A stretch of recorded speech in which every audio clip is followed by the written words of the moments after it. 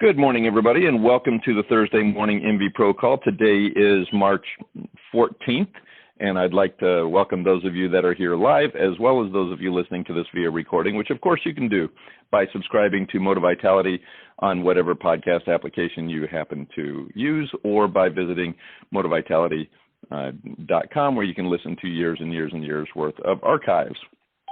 So I want to start the call off the way I do pretty much every week, which is by asking, is there anything anybody learned this last week that you wish you had known before?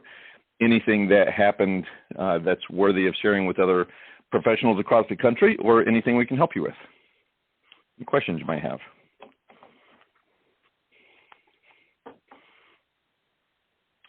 Kelly, we'll say, yes, go ahead. Hey, good morning. Go ahead. Good morning. Everybody knows last week was National WQA Convention, and it was amazing. It was just a great show all around. Very, very well attended. I think the classes were awesome. Everything was good.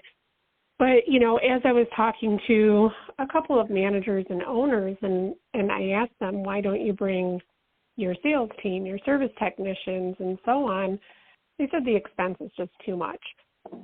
There are a lot of regional shows that are going on. Now is kind of the start of it. I know, like, next week, Eastern Water Quality Association is going to be up in Marlborough, Massachusetts. They're doing one day of education. The following week is the Ohio, which is Water Quality Association over near, I believe, Columbus, is where they're holding it, one day of education. And then, you know, throughout the summer, we'll have Florida, Texas, Pacific, and so on. And then Eastern will happen again. So, again, I highly recommend that you take your team to those regionals, even if you're not a part of that regional, if that makes sense, just so they can see this world of water is pretty huge. So, yeah, just my thoughts. Yeah, I absolutely concur, Jen. We've talked about this a lot in the past on this call, and I think it's worth repeating exactly that. You know, if you so often we are in our bubbles. You know, we are surrounded by people right in our area, and if you really want to rejuvenate yourself and to realize how big this industry is and kind of our place in it, and to get outside your bubble and learn a little bit more than what you would typically learn right inside your backyard. It's just a great way to do it, both regionally and nationally. And on that note, Jen, I want to, since you're here, I'll congratulate you for being one of this year's Merit Award recipients. Well deserved. Been a long time coming, so congratulations. And for the unexpected surprise award of your anything but a cup victory, which was kind of interesting. So yeah, I'm surprised that the Moti-Vitality team drinking out of a duck butt didn't win, but you know, whatever. Me too. Right? So no, so congratulations on that. So anybody else before we jump into our topic here? So I wanted to, you know, I joined a couple Facebook groups, and of course there's the one that a lot of us are part of, the Water Treatment Pros group that we have. If you are not a member of the Water Treatment Pros group and you're in this industry, then I absolutely recommend you join this group. That was something that I'm honored to be one of the moderators of. Jen, you too. You know, it's a great place for people within the industry to go and ask questions and to get some feedback and at least to get the to, you know, kind of get thinking if you're running into a problem or something you haven't seen before, to kind of get some thoughts on. We, as a moderator, try and keep it very respectful. We've got several thousand people on there now. And so, you know, we try and keep people talking nicely and not bashing other companies or competition, or, you know, which could be a full-time job when you have that many people, but it really is an excellent resource. But I also recently, about 4 or 5 months ago, joined several plumbing groups. You know, we've got the installer training facility here, and I really want to make sure that when we are teaching installers how to do stuff, that we're not only teaching them how to install water treatment equipment, but we're teaching them best practices and codes. And so I thought, it would really be beneficial to join some of these plumbing groups and I mostly just observe. I go in and I look what I read a lot. I'm not a moderator on any of them. I don't know enough really about the plumbing world to feel confident jumping in and giving feedback but I can't believe how much I've learned. Also, I can't believe how much I have done wrong, as a water treatment professional, as somebody who's installed units, and I've just learned so much by looking at what the way it should be done. And but the one thing that I see in common with the Water Treatment Pros group, which is primarily water treatment professionals, of all types, of all manufacturers, and the plumbing groups, who are mostly licensed plumbers, is that there's a tremendous pride in our own trade. And occasionally, and I have the ability to sort of monitor this and keep it in check on the Water Treatment Pros group, but I do not on any of the plumbing groups, and I'm hesitant even to jump in and participate in it because, it's social media, right? And you start getting into people love to argue and bash, and it can sometimes escalate into disrespect on some of the groups if you kind of express it. So, but the one thing I've seen in common is, like I said, a lot of pride in our own sides of the industry, but also a lot of just animosity and bitterness towards those who are not in our specific industry. So it's interesting. I posted this call, a link to this call, when we sent out the message. I posted it on a couple of the plumbing groups. So I'm curious to know, is there anybody who is a plumber, who is a licensed plumber on the call right now? We are all in the water treatment industry, or is there anybody here who is a licensed plumber as well? Joe, I know that you're on, and you actually, your company works with licensed plumbers. You're supported by licensed plumbers, so that might be as close to it. But so let me ask you this: so Joe, I'd be interested in your input in this on this topic if you're able to. But those of you, anybody else, let me put it out there and just ask, what are your thoughts? Okay, why should plumbers not be doing water treatment, or should they be doing water treatment, or why is there so much bitterness from our industry about plumbers putting in water treatment? Tell me what your thoughts are. Why so much animosity? There's some real passionate beliefs. Clearly, when you're looking at the Water Treatment Pros group or some of these social media groups, or even just being out in the field, why so much animosity towards plumbers doing water treatment? I think some of the bigger issues that we run into is that they will put in a water softener. They do a great job on plumbing, but they don't know how to service the piece of equipment after the install. And a number of times we have run into, can you show us what that water test was when they installed that piece of equipment? And there's just a big misapplication when they're out there doing it. There's a couple in our town that do it better than most, but finding out what's in the water and applying the right piece of equipment makes things so much better for the whole industry. So we ask and we try to educate and create the relationships with the plumbers in our area that we can. So Paul, how do you do that? How do you go about doing that? Because, especially if you have a plumber that is selling water treatment, right? And a lot of times they're buying it from a plumbing supply store and they're putting them in. And look, that's the obvious answer, right?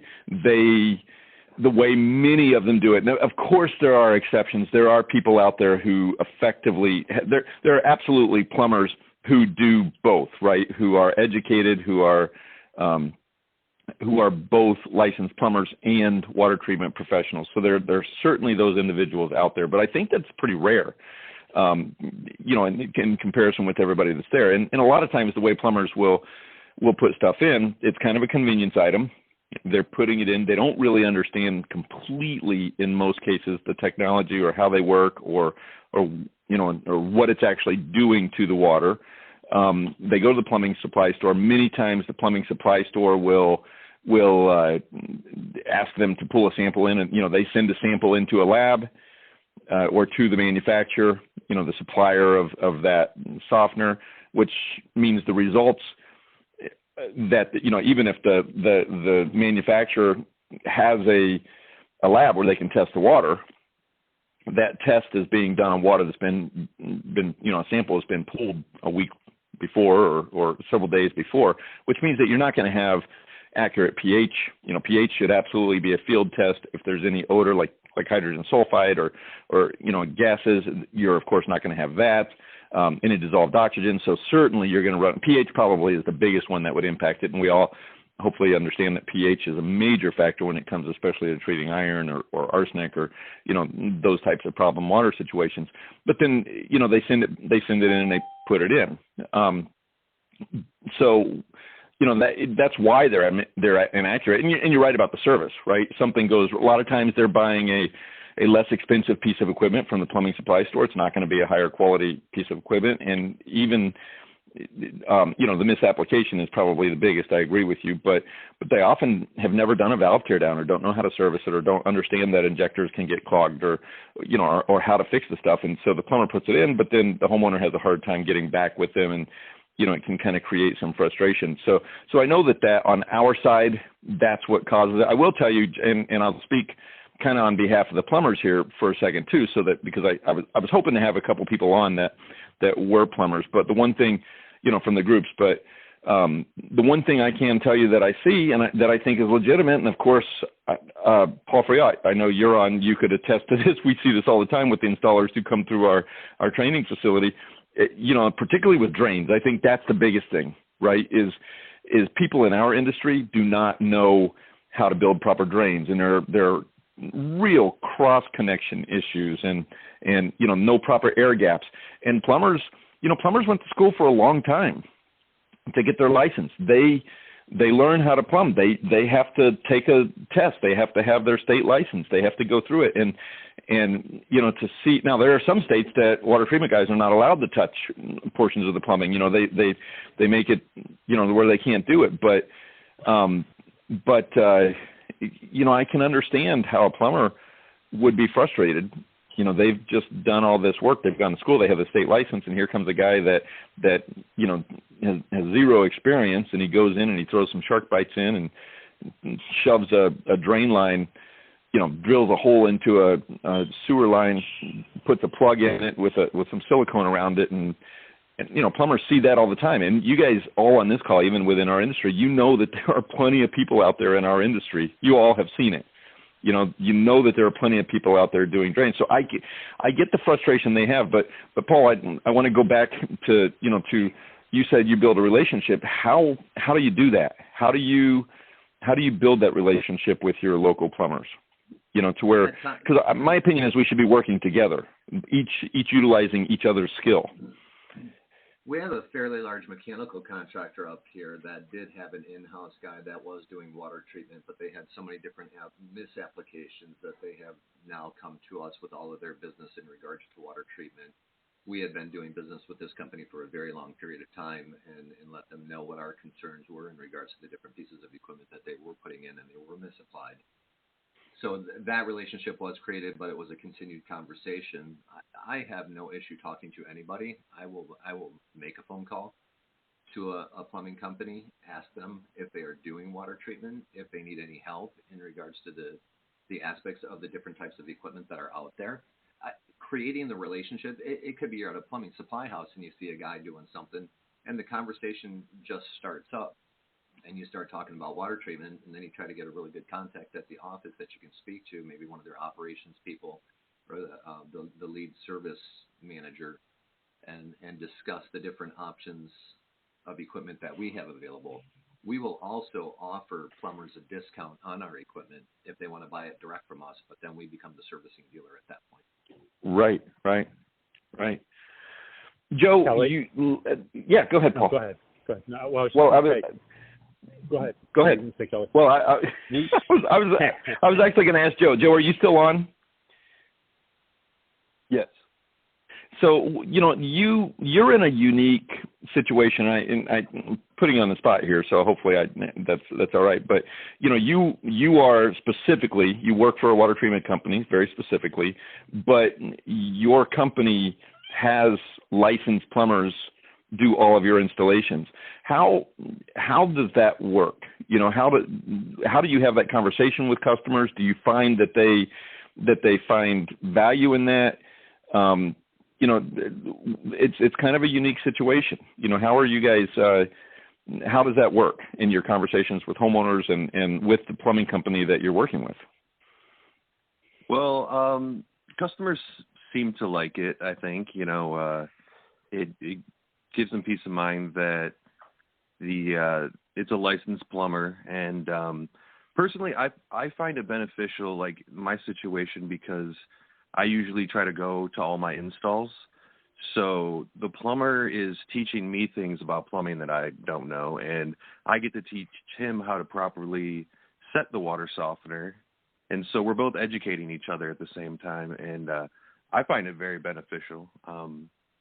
And I don't know, I think it's a good thing to have someone knowledgeable of, not just about water treatment, but all of plumbing, because they're teaching me stuff I don't know all the time, That's what I have, like I said, when I have found that to be the case and I would encourage everybody on this call, if you haven't already, to, if you're part of those social media groups and you look at all this stuff, I'd encourage you to join some of those plumbing groups if you can, and just sit back and look at the pictures. And I'll tell you the one that is maybe the most painful, but the one that I have learned the most on is there's a group called Plumbing Fails. And I can't tell you how many times I see water softener, water treatment installations, some brands that I recognize on there, some manufacturers' brands that I recognize on there, and they are atrocious installations. And I get it. They're posting this thing up on this Plumbing Fails group, and you have these thousands of plumbers who go on there and they, that's why, people shouldn't be doing it unless they're licensed plumbers. That looks like a handyman. It's a contractor. I mean, they just bash the heck out of anybody who doesn't have a plumbing license. And the reality is I've seen plumbers that have done some pretty shoddy work too. So just because you have a license doesn't mean you should be out there touching this stuff. I've also seen some just amazing, spectacular work. They're not putting the really beautiful, technical, difficult installs, especially some of these commercial jobs and stuff like that. They're not putting the ones that are really good on the Plumbing Fails group. But I've learned so much by visiting that group. Paul Friot, what were you going to add? Hi, Kelly. I was just going to say we did have a relationship with many plumbers in Massachusetts, partially because in Massachusetts it is pretty clearly delineated. You either have a plumbing license and you can do plumbing, or you don't and you can't. And so we did do installations for years back in the 70s and so forth. And then we got away from it and said, you know what, we really should be doing things properly and legally. But as far as relationships, we would find that many plumbers would be lured, so to speak, or talked into getting into the water treatment field by their plumbing supply house. And they made it sound really easy and straightforward. And then they went through that whole process and found that it was not so easy. And they eventually got to the point where they didn't really want to have anything to do with water treatment. And they were happy to have someone to work and dovetail with. So they would send us leads. They would do the plumbing. We would work with them, or we would call them if we had a situation. And we had, I don't know how many plumbers with which we worked. It wasn't just one. It was, I don't know, many of them. And it took time, and you would go through this process where they would sometimes be competing with you, and then they would frequently end up deciding, I don't want to be in this business. It's not, the way I describe it is they're two separate fields with a slight overlap. They're two separate fields of expertise with some overlap. But anyway, so that for us, that was how it played out, and it worked out really well. So I think it really goes. I love what you're saying and what Paul, the other Paul in stereo, is saying. Paul's friend, Traverse City Paul Stranfansky. Just go with Paulski works just fine. Paul Starsky and Hutch. I can say it, Paul, when I'm looking at it. Stranfansky, but anyway, Safransky. I struggle with my own name sometimes, so it's not just you. But I love what you guys are saying about the relationship, and that has been my experience as well. So in the last few minutes that we have here, this is something that I want to encourage everybody on this call to do. Okay, and it's I really feel like when we see these conversations, these sometimes bitter, antagonistic conversations on these social media groups, and everybody knows social media. Everybody will say things on social media that they would rarely ever say in person, right? They're just brave enough to get in there, and they have to make themselves look better than everybody else. So I that's social media, right? That's just the nature of it. But I really feel like, and I think this is the case with everything, we should be talking to each other and learning from each other. I mean, the fact is, you guys, unless you are a licensed plumber, plumbers did go to school. They do understand how water flows and how plumbing works, and a lot more about, hydrodynamics and things like that than most of us know in this industry. And anything beyond, if you don't have a license, it is in the customer's best interest we should not be going in and plumbing a whole house or doing all these major plumbing jobs when we have people locally that have a relationship. A lot of times the reason plumbers get into water treatment is because they've gone out there and they've seen these atrocious jobs that even reputable companies have done.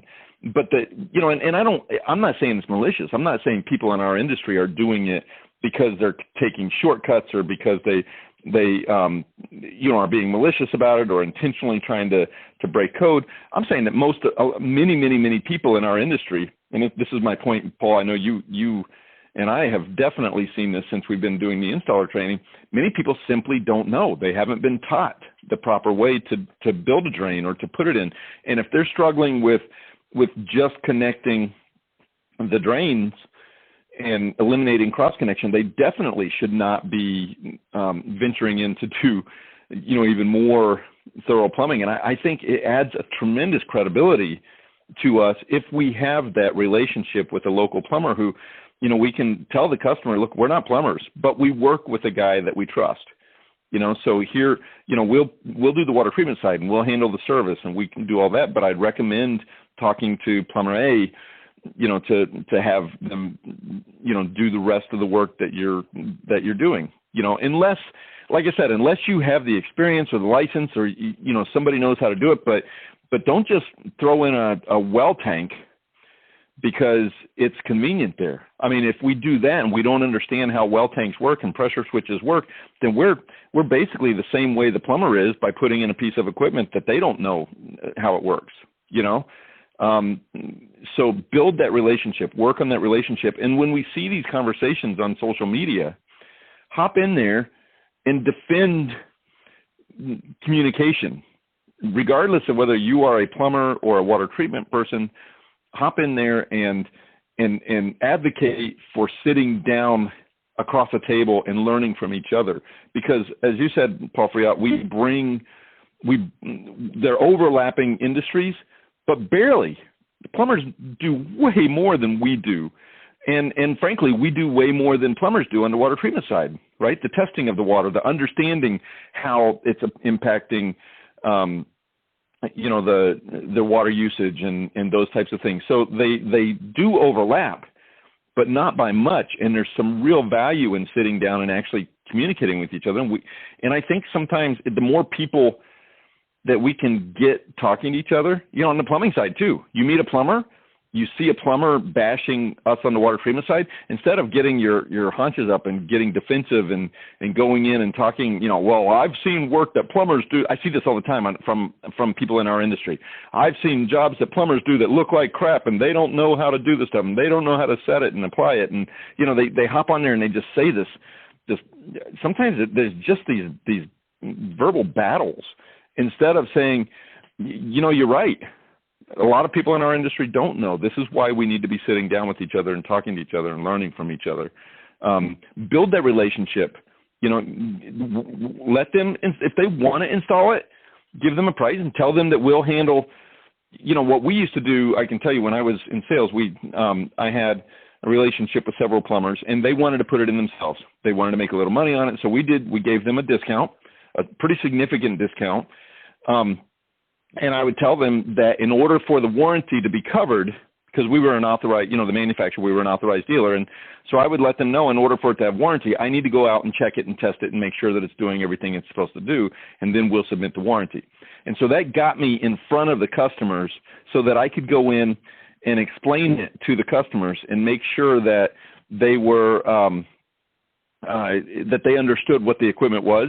And a lot of times the plumber is putting in a softener and they're not even talking about the drinking water system, the reverse osmosis. So, but that got me back in front of that customer and allowed me to have a relationship both with the plumber. They made a little money on it, but it got me back in front of the customer and allowed me to get those referrals from that customer. So I know, Paul, you have a brand, right? So if a plumber goes out there and installs your brand, you definitely, there would be some real benefit, and it sounds like you're doing this, to making sure that brand, that plumber installed your system set up properly. Because otherwise, if they went out there and misapplied it or set it wrong or didn't do a proper installation,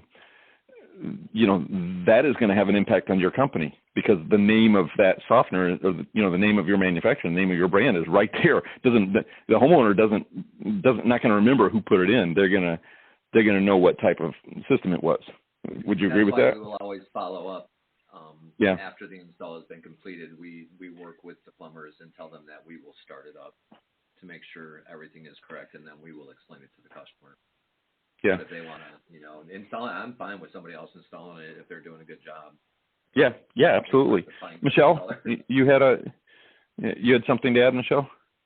Just quickly, coming from the other side, from a homeowner side, true story about myself, not knowing what I know now about water treatment and all the tests that you do and everything that could be wrong with water. Living on Long Island 4 or 5 years ago and reading in the newspaper probably once a month about all the terrible chemicals that were in the water, I didn't know what to do, but I wanted to get away from bottled water, which is what I was drinking exclusively. And I was at work, and a plumber had come in to do a job not related to water. And on his card, it said, whatever it said, that pointed to me to thinking that he could put something in. And I said, oh, you put in, water treatment? And he said, yes, I can come to your house and put it in. He never, we spoke on the phone a couple times, he never asked or told me I'll come test your water. He never explained anything that there was a softener or a reverse osmosis. He just said, I could put something in for you under your sink. And again, not knowing, just knowing I wanted to have better water in my house, I'm just not sure that he was educated enough to educate me on what I needed or to test my water. There was never any discussion of that. Hence, it never happened. So I just continued to drink bottled water. But I think that kind of points itself to what you're talking about. In some cases, some plumbers can do an excellent job about putting in the systems, but don't test or explain or educate the customer, because maybe I wanted more than just what was under my sink. I didn't know. And he didn't say anything. So just throwing that out there. Yeah, I think that's excellent feedback. Absolutely. Any final thoughts in the last couple minutes that we have here?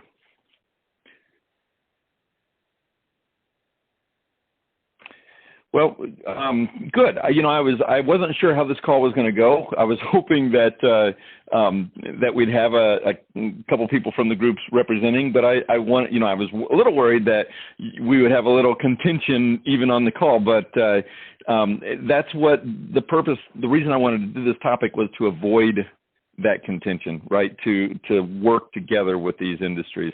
I think that as a whole, everybody in everything could benefit from putting, taking it down a notch and sitting across the table and actually talking to each other and learning from each other. I think, and